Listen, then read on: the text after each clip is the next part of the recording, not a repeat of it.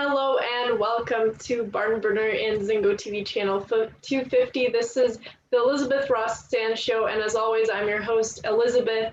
The Dismount Show, and today, as my guest joining me is Lennox Hopkins, member of the USA Rhythmic Gymnastics team. She's a first place winner of the Pan American Games in the team event, and also the Pacific Rim Games champion with team event as well. So Lennox, thank you so much for being here and for joining me today.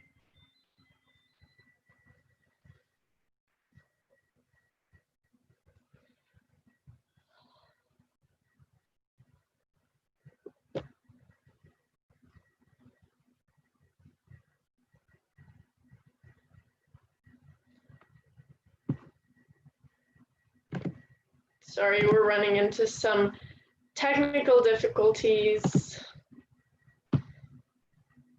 I think she is frozen again, but it's okay.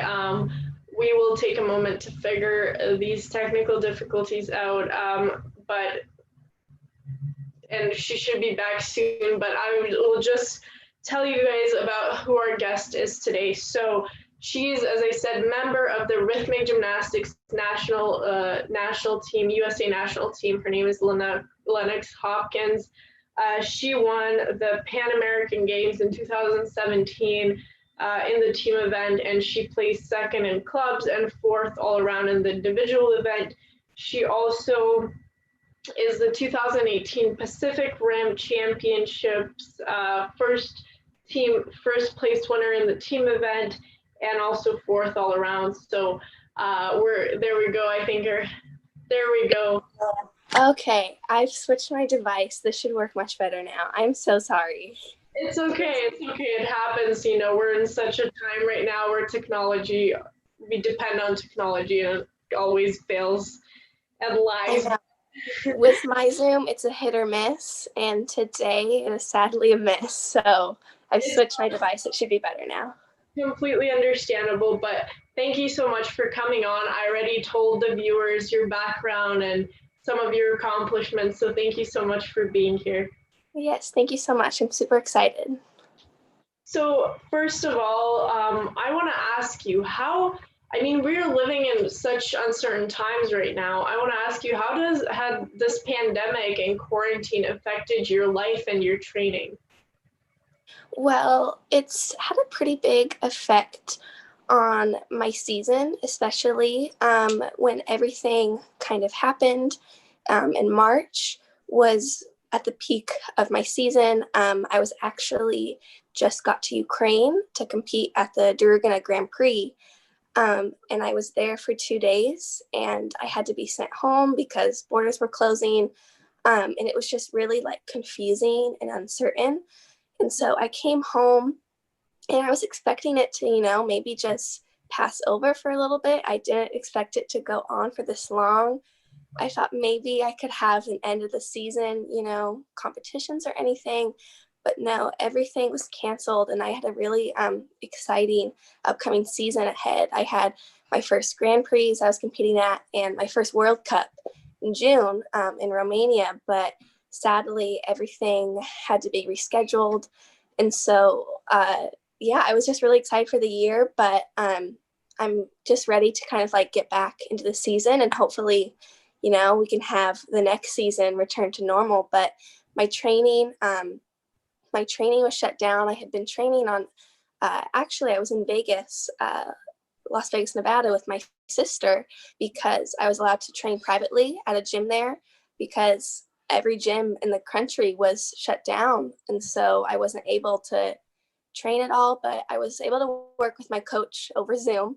I think what most people were doing, but yeah, I was really lucky to be able to stay with my sister for a couple months, right until June, when I was able to go back to training. So right now, as of now, I'm in the gym and training, but yeah, my upcoming season was just all washed away, sadly. Well, that's absolutely terrible, especially because you said you were going to have your first World Cup, which is a major competition and everything like that. But you said you had some training over Zoom. was it a hard adjustment, and was it hard to kind of motivate yourself? Because I feel like when you're at home, it's so much harder mentally to just make yourself do things. How did you mentally kind of cope with that?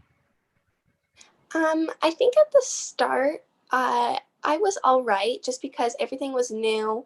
But I think the longer it went on, I think almost like the more kind of frustrated I got because I just really I wanted to be in the gym. I wanted to be competing.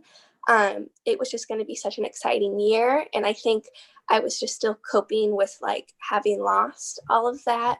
But I really tried to stay positive and just be really grateful for being able to still have somewhere to train in the midst of all this, which is what I know a lot of people didn't have. And so I just tried to keep an ending light, just that I would be able to, go back to competition soon, get back in the gym with my coaches and teammates, and that everything would be all right in the end. And have your coaches told you, or the federation announced when your next competition would be, or is it kind of still uncertain yet? Um, it's still pretty uncertain right now. I think maybe at the start of 2021, we're still trying to have our, national team competition, which is what I was my last competition I competed in was in February.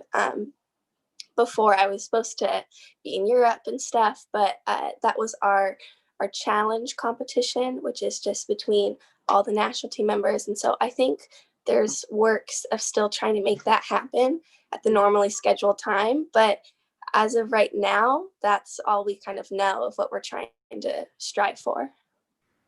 And now I kind of want to go way back and ask you, kind of go through your career as a gymnast, and start off by asking you, how did you start gymnastics, and how did you know that this was the sport for you?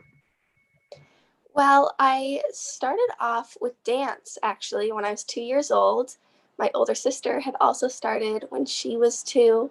And so I was just kind of following in her footsteps.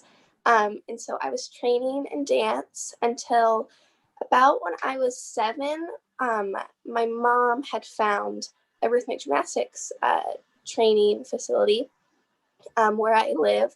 She wanted me to try something a little different from dance, because I think I would always get really nervous to go on stage and dance. I don't think little did she know what high intensity this sport is, and she just wanted me to try something different. I was still young, and so we found a gym. And she actually didn't want me to compete. She just wanted me to have fun and train. But my coaches convinced her to let me try the first competition, and I did. And I really liked it. It was just something really different from dance, but also kind of very similar at the same time. You still have that artistry, can express yourself. And I think ever since I was little, it's what I loved. And so that's what made me really love the sport even more. And that's still my favorite aspect of the sport, is just being able to express myself and use my artistry. So, yeah.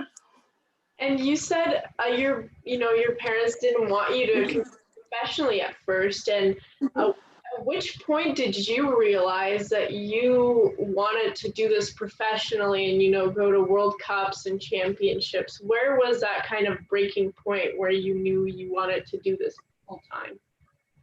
I think that really breaking point when I realized I wanted to go further was the first year that I had made the national team as a junior 3 years back, because up until that point, I was actually doing both dance and gymnastics. I wasn't going to gymnastics every day, so I wasn't, just always doing it. I was also going to dance classes. And so I think by that time I had made the national team still being a dancer. I realized that I kind of want to set 100% of my focus on the sport. If I can get this far and just made the national team, who knows what I can do if I really set my mind to it. And so yeah, I think the first year that I made the national team as a junior, because I wasn't even expecting it, I that wasn't even in my head, but I thought if I had that goal, I can do so much more.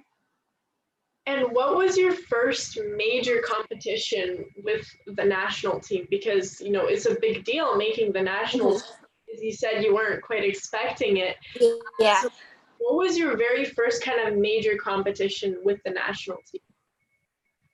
I would say my first big competition that made me realize kind of what a big deal this was the Pan American Championships that first year because I had made the team, in the summer. And right at the start of fall, like September, October, was the Pan American Championships. And I really had, no idea kind of like what a kind of a big thing this was until afterwards when I had made it. And it was just like that was kind of the first time I felt like kind of high pressure and stuff and that intensity. And but all the times after that, I think I just kind of got used to it. But yeah, the Pan American Championships was like my first kind of realization into the national team world. And speaking of the Pan American Games, in 2017, you had a very, very big achievement at the Pan American Games. You guys as a team won first place, and then you won second place, silver medal in clubs, and fourth overall. I mean, those are amazing results. Did you ever expect to get such high results at the Pan American Games, which is such a big competition? No, I had no idea that I had that in me at the time, just because, again, it was just so new to me. And I was just kind of doing what I had always done, which was competing, and let alone making the team. I didn't expect because to qualify to nationals, which is where we had to qualify for the team, I didn't have a very good competition. And so the next day, though, the second day of the competition, I really came back and was able to qualify for nationals. And I went from almost bottom of the list to third at nationals. And from there, I made, all the way until national team, which was just so amazing. And I was just still so grateful. And then to be asked to go to the Pan American Games and compete for routines, because since it was a team event, not everyone could do 4 routines, but I was chosen to do all of mine, which is it was just super exciting. And I was just super happy to be there and to get a silver medal. I was just ecstatic because, clubs was also at the time, it's my favorite routine. And so I was just going out there and just showing what I had, and just to be able to get that award was just so amazing. And it's, the Pan American Games, whenever I watch it, I feel like it's such a amazing competition because it kind of, in a way, feels like a World Cup because you're sitting there and the anthems are playing when you win and the flag goes up. Like when you won second place or first place with your team and you saw the American flag go up, like what was going through your head? Like what emotions did you feel at that moment? I think what was going through my head was just excitement over, where I was in that moment and how far I had come. And it kind of just gave me an insight on, to what I could do after this and how far I could go, and soon, go to Grand Prix and go to World Cups and hopefully, see the flag and banner again. And yeah, it just kind of gave me something to work for afterwards. And it's so stressful, especially in rhythmic gymnastics, to compete because you're alone, you're competing alone. It's not sport, and all the attention is on you.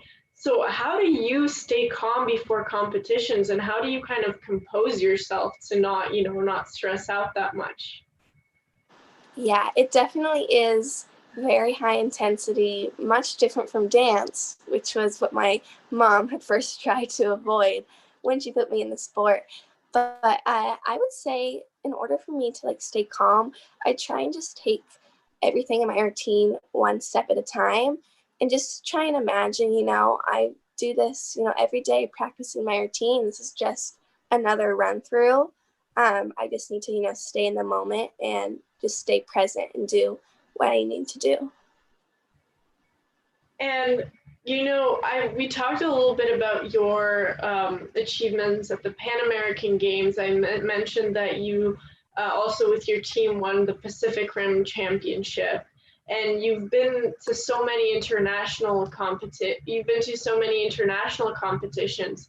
What has been the most memorable moment in your rhythmic gymnastics career so far? Yes, so I'm so proud of like everything that I have accomplished and all the places I've been to, and gymnast I've gotten to see live and everything. I would have to say that my favorite moment though was being named the Youth Olympic Games alternate when I was a junior, because again that was my first year on the team, and I really just didn't expect it. I think it was just I had just learned about it that year, because again I hadn't been on a team. I wasn't in the know, but I had just such an amazing year. And then the following nationals, to be named the alternate, which is so amazing, just because it was my first year on the team, and um, I was just like so happy to be there, because only one girl per country could be named.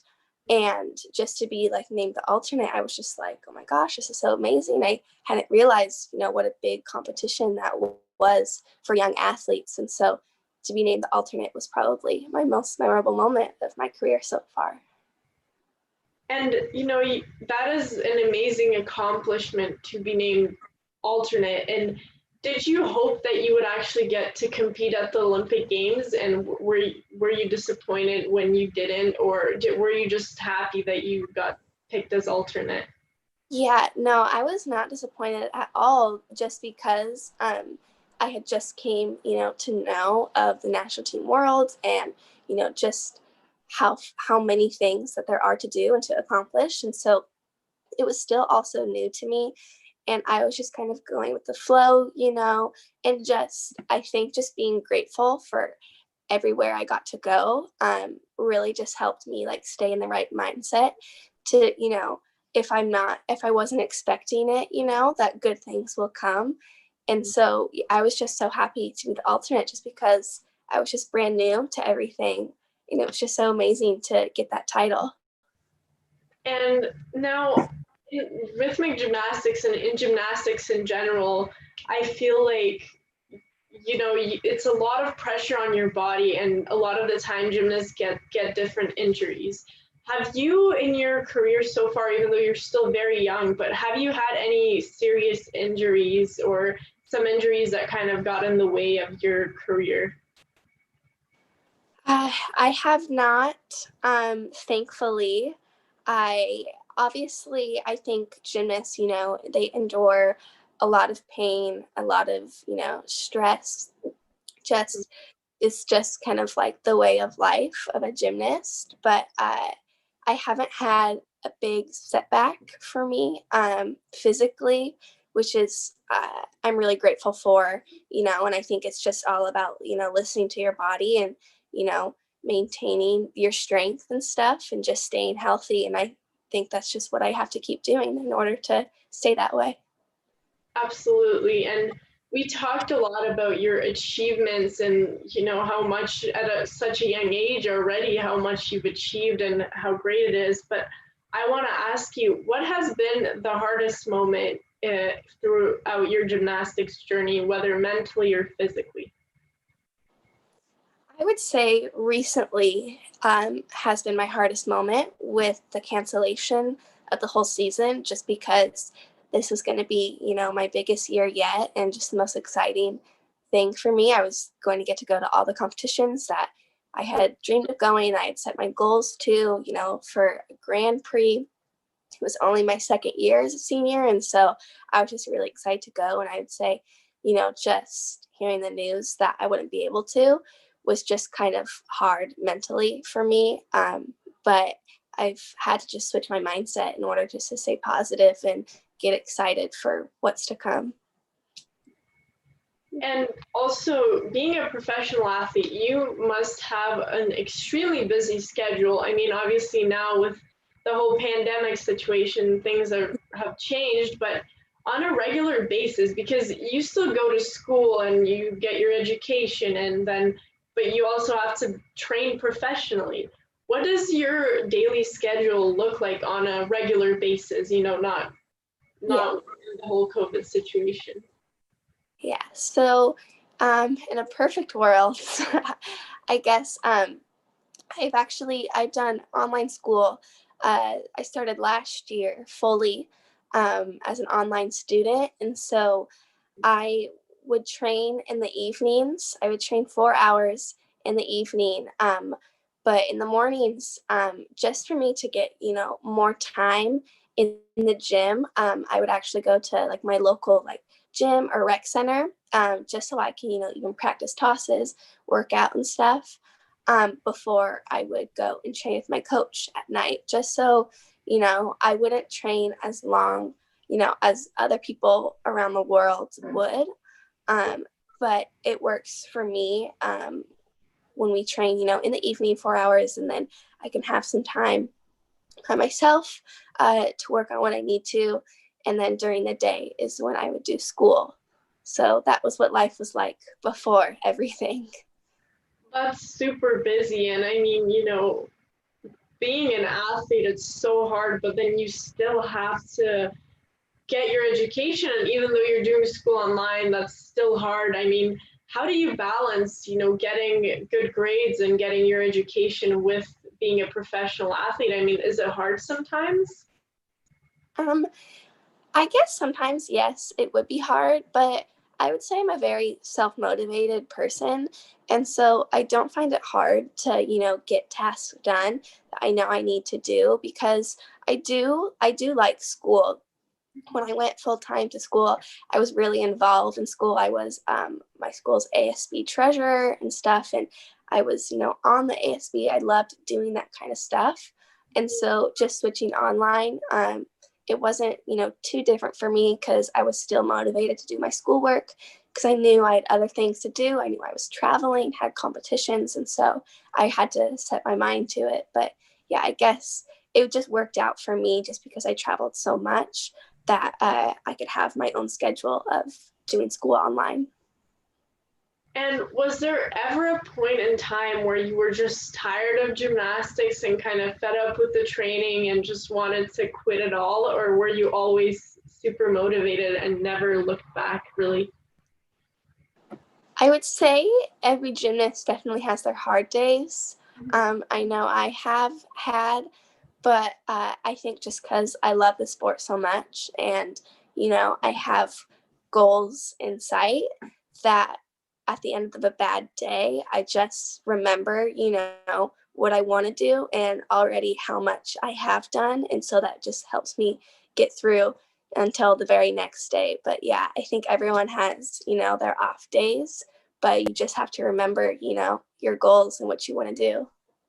For sure. And, you know, you have so much things going on. I mean, school, competitions, training, and I feel like every athlete and every person in general needs someone there to support them. So, who has been your biggest supporter in your sports career and in life in general? I would say definitely my mom and my sister have been my biggest support, as well as my teammates. I am friends with all of the people on the national team, and I talk to them every single day and stuff. And it's just so exciting when I get to see them, and it really just brings us closer. But yeah, my mom and my sister definitely have been my biggest supporters, and especially my sister because she kind of knows the world. She's a professional dancer, and so kind of have some similarities, but yeah, they just are always looking out for the best of me and just, want me to be happy with whatever I accomplish. That's truly amazing. I think having such great support is so important. And speaking of that, I feel like it's also, an athlete and a coach relationship is also really important. So, Mm-hmm. your relationship like with your coach, I mean, is it strictly athlete to coach relationship, or you guys does she give you, life advice outside of the gym and Do you guys maybe go for coffee? What's your relationship like? Well, I'm very lucky to have a good relationship with my coach. I think ever since a young age, I know she's from Russia, and she kind of grew up during a different time in gymnastics that's very different from now.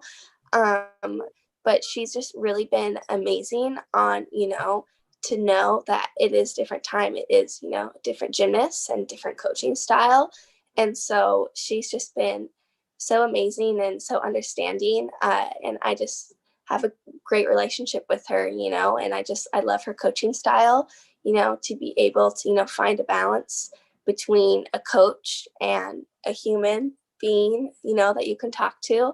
And so I'm really lucky to have that. That's amazing because a lot of, athletes and coaches, you see that person every day. So it's so nice Mm-hmm. to hear that you have a good relationship with your coach. And also, you mentioned that you get along very well with your teammates and that, you talk to everyone on the national team. And, there are some girls that are older, and including Laura Zhang and Ivita Grishkianas, who are going Mm-hmm. in Tokyo. Do they ever, give you advice or talk to you or kind of, maybe even show you certain things? Yeah, definitely. It's so cool to be able, to have them on the team to look up to, just because they are older, they're so experienced, and they've done so many things. And so whenever I get to travel and compete with them, it's just so amazing to be able to talk to them and ask them about the gymnastics world and like where they've gone, who they've met. It's just super cool, and it kind of gives me some motivation on to what I want to do and possibly do the same thing that they have done. And speaking of the gymnastics world, you've traveled to a lot of different countries, to different competitions. You've been to Slovenia, Israel, so many different countries. Which has been your favorite place that you have visited so far with gymnastics? I would have to say either Israel or Japan have been my favorite. I would say Israel just because it's such a beautiful land, and just such like a known place that a lot of people say they want to go to, and to be able to go there was just so amazing. And I had to say also Japan because I had such a great experience there at the Aeon Cup. That was where I went as a junior with Avita as well. And it was just super cool, to be competing as a team with her. And I love Japan so much. It was so cool. And the organization treated us so well. And I got to go to Disneyland there after the competition. So it was really fun. And I definitely want to go back there. And that sounds absolutely amazing. But when you go to all these different countries, do you meet, people there, that native people there who, maybe gymnasts who compete for the Japan or who compete with it for Israel? And do you stay in touch with them? Yeah, it's just been so cool to be able to, look up to these people since I was younger, from different countries where I go. And then to be able to see them live and watch them was just like a surreal experience and just super cool. And now that I think that I've done it more and gotten used to it, it's become more normalized for me. But yeah, ever since I was younger, I had, watched these people, but to see them live and, to talk to them was just, it's been so cool. And growing up, and maybe even right now, did you have a gymnast, one specific, maybe rhythmic gymnast that you looked up to and you loved and maybe wanted to be like? I think the one gymnast that sticks out to me, um, that has still to this day been my favorite is Yana. I think that she is just so elegant and graceful. And it's just, she's always been my favorite ever since I was younger and still to this day. Uh, I love watching her. She's just always been my favorite. Yeah, she's absolutely amazing and her Mm-hmm. style is amazing. Yeah, that's definitely a great gymnast to look up to. And now something I wanted to ask is about your gymnastic style. I love watching your routines, and I mean, your apparatus handling and your choreography is amazing. Do you pick the music and do you choreograph your routines with your coach, or do you guys, hire a choreographer and they pick the music? How does that process kind of work? Yeah, so usually I will, find music that I like and I'll show it to my coach, and we'll talk about it and stuff. And so I think it's really helpful that the music that I do my routines to is ones that I've picked and that I enjoy, because I think that's really important to, enjoy what you're going to listen to every day and, to do your routine to. But I'd say, you know, since my favorite part about gymnastics is the artistry and is the dancing, I have actually come up, with a lot of my own, dancing steps and, adding my own flair to the routine. But my coach will kind of choreograph it and work together on all of my routines. And in your routines, you're really expressive, and you smile, and you kind of like put on a show with your routine. Does that come naturally, or did that take practice for you to kind of achieve that? Expression has always come naturally to me. Ever since I was younger in dance, it was just like who I was, and what always came out when I was, performing. And so that part, wasn't very hard for me to showcase in my routines, which is a really important aspect that you have to have. And so I was very lucky that that was the part that I enjoyed most about it and kind of set me apart from other people. And still to this day, that's, what I enjoy is just adding my own flair, and just showing who I was in my routines. And what is your favorite apparatus to compete with? I try not to be biased over the apparatus because, I have to work with them all.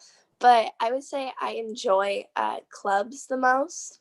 Not only is because it's like a little more challenging than other routines, but just because I think in the past I've always, liked my club's routines songs the most, or just my routine in general. And so I just like working with it the most and, performing with clubs the most. And now we talked a lot about the good things about rhythmic gymnastics and all of your accomplishments, and you said you love the artistry part of it. Is there anything that you dislike about rhythmic gymnastics? I don't think that there's anything I would dislike, just because, there's something that I can always improve on. Nobody's perfect. And so I don't think there's anything I would dislike about it, just because I know I can always do something better. And so that always just gives me something to improve on. And now a few final questions before we wrap it up. What is your biggest goal or goals for the future right now? Because you are still very young and you have so much ahead of you. What are your plans in the sport and academics, just in general? So for my gymnastics career, my short-term goal was to go to a Grand Prix and a World Cup, which was what I was going to accomplish this upcoming season. So I still want to do that, but along with that, I want to, compete at a World Championships at that world-class level. And then I also hopefully want to compete at the 2024 Olympics, which, I think is a great goal to have. And I feel like I'm on the right track to doing so. So I just try and take it one competition at a time, though, and just, be positive and grateful for, everywhere I get to go and everywhere I get to compete. And in terms of, academics, do you want to further with your education? Do you want to go into coaching? I know it's still pretty soon to decide that, and Yeah. it's not, no one should have plans that early, but do you have any idea what you kind of want to do? Yeah, I do. Once, I am, past my gymnastics career, and I've closed that chapter, I do want to attend university, further my education, and one day I hope to become a lawyer. but hopefully still be involved in the gymnastics world, either as like an athlete's representative, something like that. But yeah, I definitely want to further my education once I'm done with my gymnastics career. Those are such amazing goals to have, and I'm sure you'll accomplish all of them. And one final question before we do wrap up. What advice would you give kids who are just starting out rhythmic gymnastics and who look up to you and one day want to accomplish the things that you already have? Yeah, I would say the biggest, motivation and advice that I try, and live my life by is really just staying present. And again, just always staying grateful for everything you have because, when you even when you, don't expect anything to come, great things will come. And I think that's just, what's happened to me is I never expected, to do all these things when I was younger, but here I am. And so, yeah, just staying present and in the moment, whatever you're doing. And, even when there is, hard days where if you do, you're just almost fed up with it, you just need to, remember how much and how far you've come and to just, keep going because there's light at the end of the tunnel, and you're going to achieve so many great things if you set your mind to it. That is amazing advice, and you have amazing goals. And Lennox, thank you so much for joining me here today and for taking the time to come here and kind of tell your story and talk with me. Yes, thank you so much. I've loved talking to you. This has been so fun. Thank you, and I hope to see you at the 2024 Olympics, and I wish you all the best. Oh, thank you so much.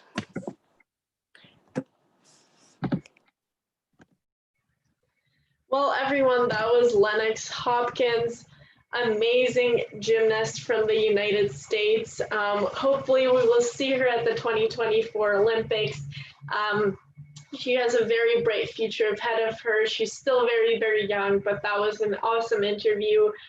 Now, as always, remember that this show and this interview can be seen on, can be also heard on BarnBurner's 122 radio platforms, also on both of the apps, BarnBurner app and Zingo TV app, and also check out the barnburner.ca website.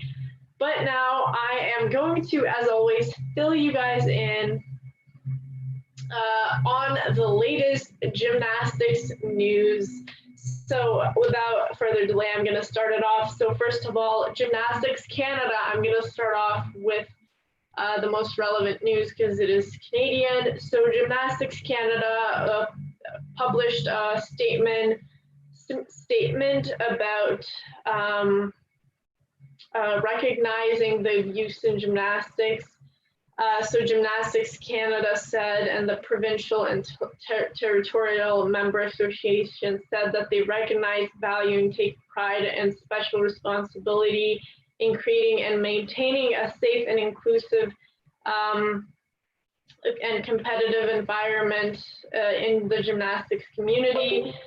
Gymnastics Canada has over 350,000 participants who engage annually with Gymnastics Canada. So that's a lot of gymnasts, a lot of people, and Gymnastics Canada, at least not that I've heard of, Gymnastics Canada hasn't had any major issues or any major abuse scandals. So that is amazing. I absolutely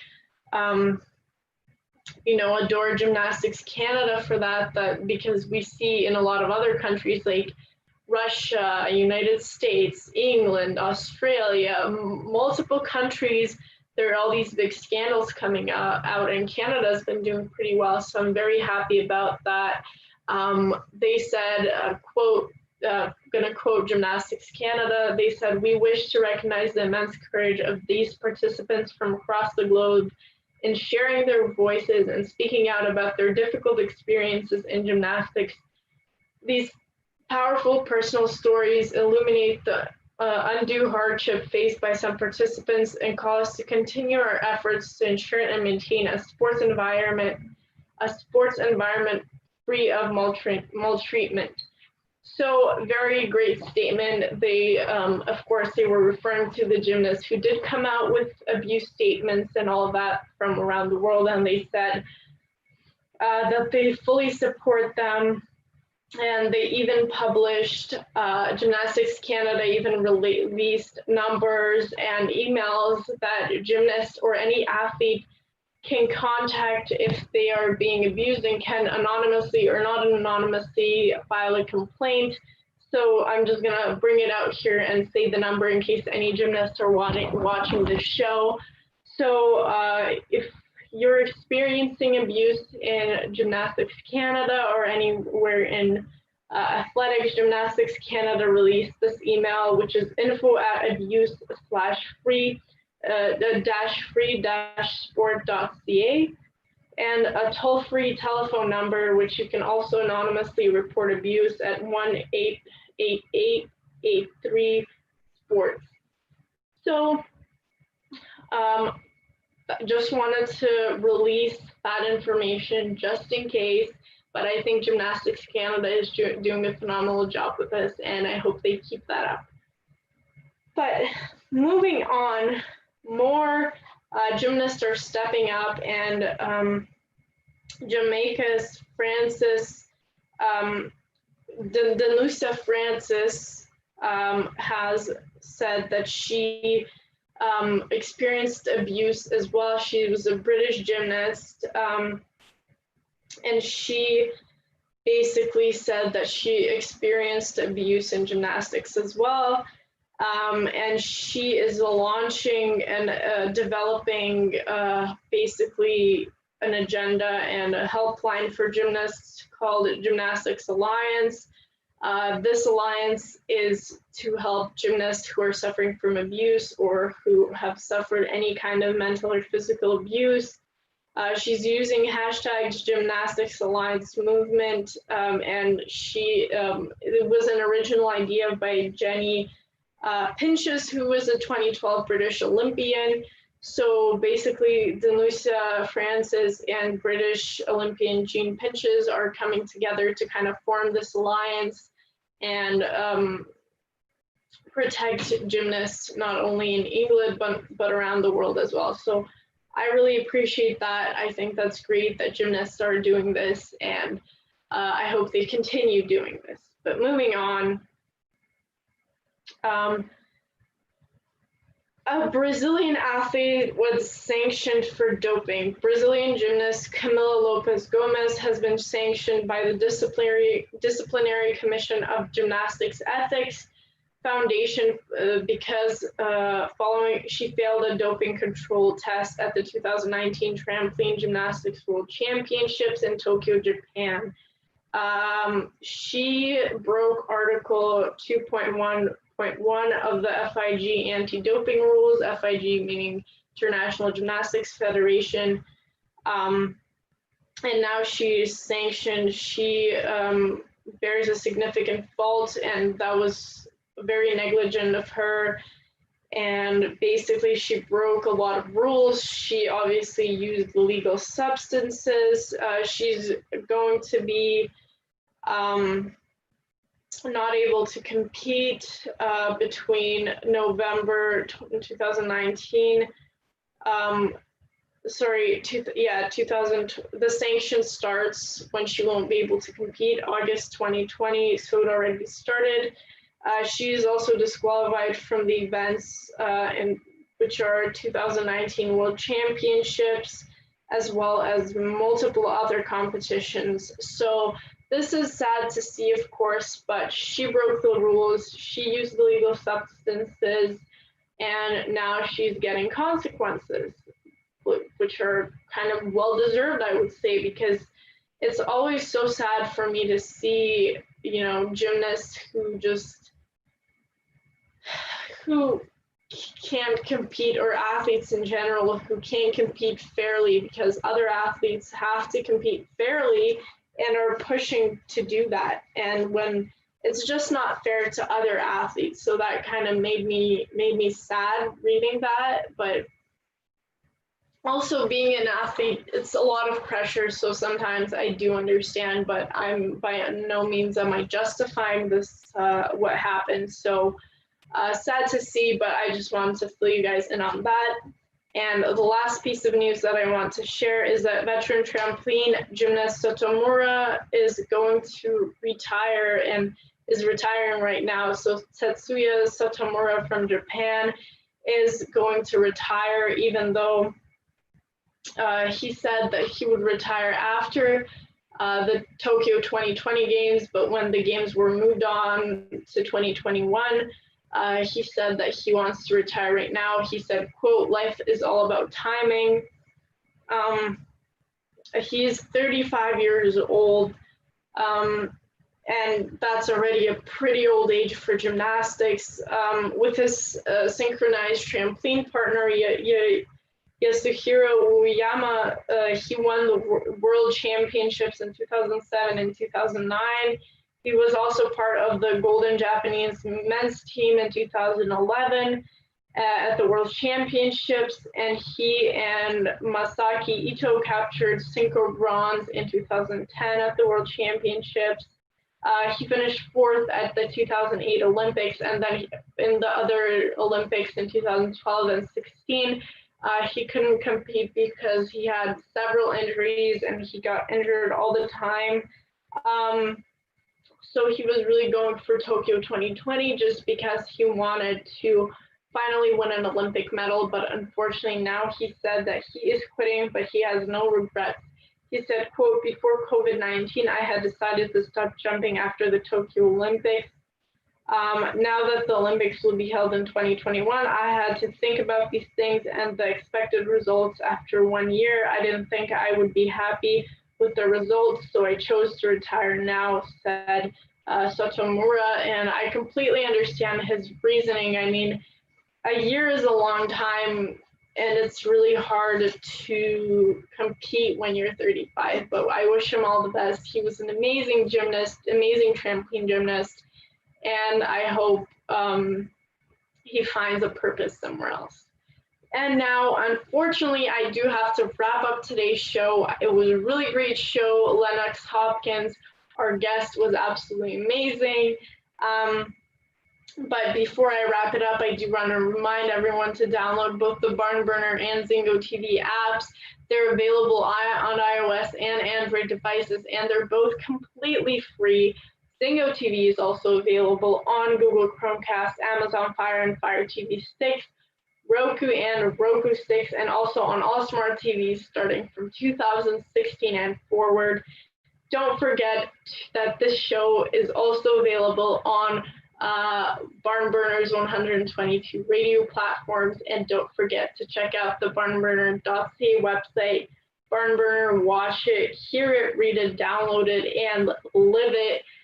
We have lots of news for you, and please, please, please leave your comments and your thoughts as well.